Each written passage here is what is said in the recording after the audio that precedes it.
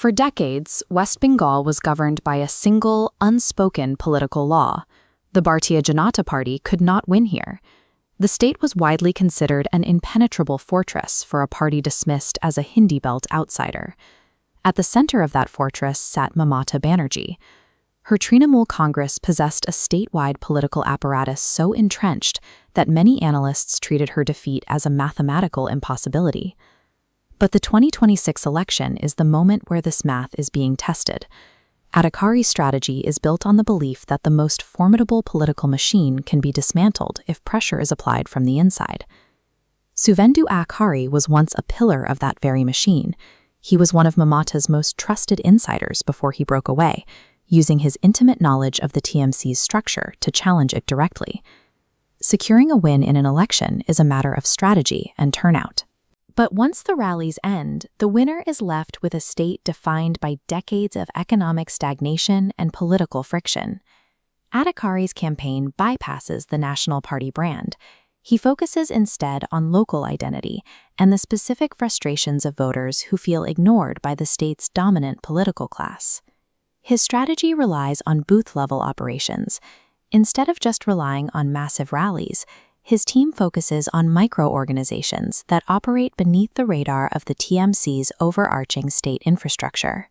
This localized focus targets specific regions like North Bengal and Jungle Mahal. These are areas where the campaign identifies local grievances, like poor infrastructure or lack of representation, and turns them into electoral leverage. Success in these regions depends on a measurable shift in the ground-level electorate. The goal is to move beyond traditional party loyalties and capture the votes of those who are simply exhausted by the existing system. While these aggressive tactics can win an election, the deep divisions they create often make it difficult to manage the state once the campaign is over. Transitioning from a rebel leader to a chief minister requires shifting from political slogans to tangible policy. The challenges facing the state do not disappear when a new leader takes office.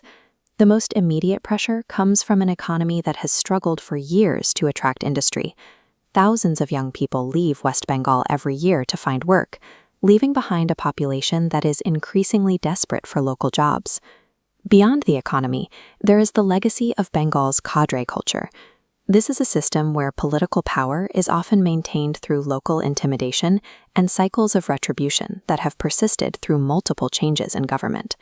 Adhikari must find a way to convince a population conditioned for political combat to participate in a stable, functioning government.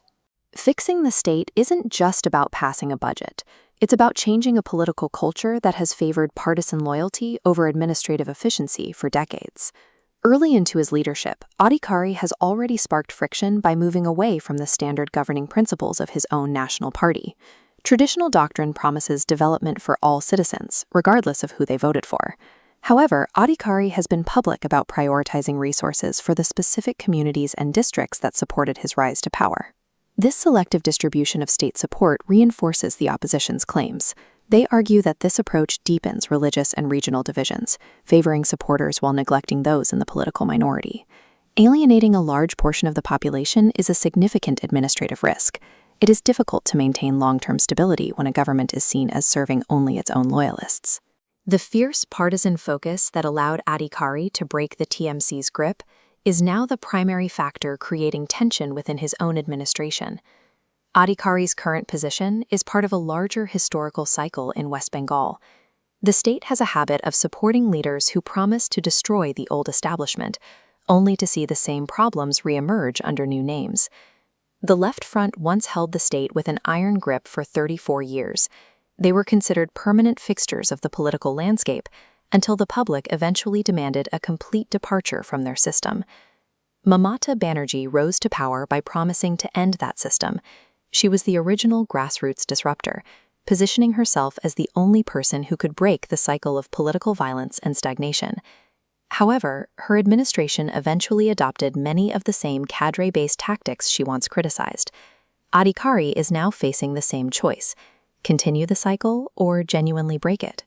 The success of this new government will be measured by specific outcomes: whether the state sees a return of industry, if the cycle of election violence finally slows, and if the youth of Bengal find reasons to stay. The question for the coming years is simple.